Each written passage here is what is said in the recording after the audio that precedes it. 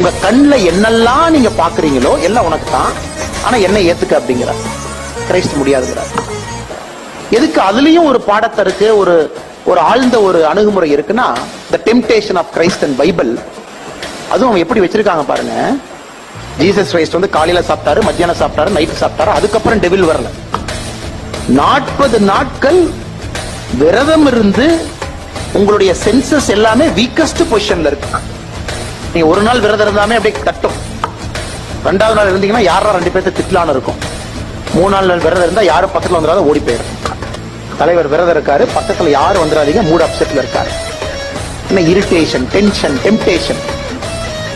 நான் ஸ்வீட்டே சாப்பிட மாட்டேன், 4வது நாள் கை அப்படி ஸ்வீட் பக்கம் போகும், ஸ்வீட்டை கொடுங்களேன், லைட்டா சாப்பிட்டுட்டுனா கொஞ்சம் பிபி எல்லாம் சரியாயிருக்கும்.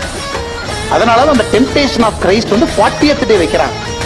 அதை கிரைஸ்ட் தாண்டினாலதான் மகாபுருஷன் அப்படின்னு